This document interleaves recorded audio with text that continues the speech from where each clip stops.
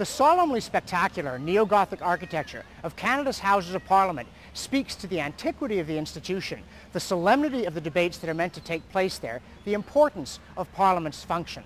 Unfortunately, many people are uneasily aware that the really important decisions are taken elsewhere in nondescript offices in nondescript buildings. On the government side, MPs are subordinate to the Prime Minister's office, the PMO, and the decisions that are made there determine how MPs will speak and how they'll vote.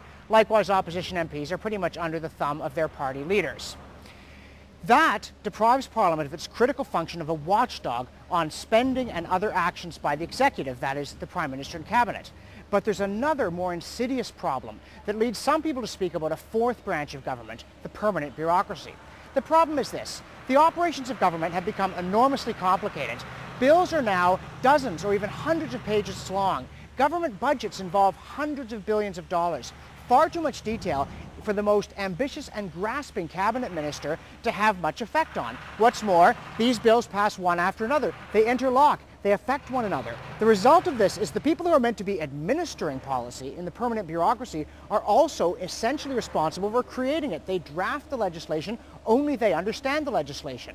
During the Gomery inquiry into ad scam, Paul Martin testified that as finance minister he would have known nothing about this program because it was only $50 million.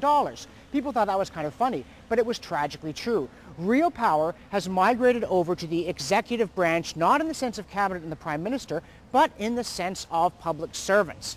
A cabinet minister simply cannot grasp what goes on in his department. He cannot even read and understand, let alone draft the critical legislation.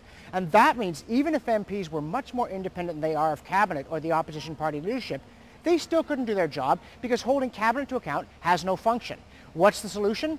Government has to get smaller. As long as it's this big and this complicated, accountability is bound to be a mirage or, increasingly, despite the imposing setting, a double mirage here in Canada.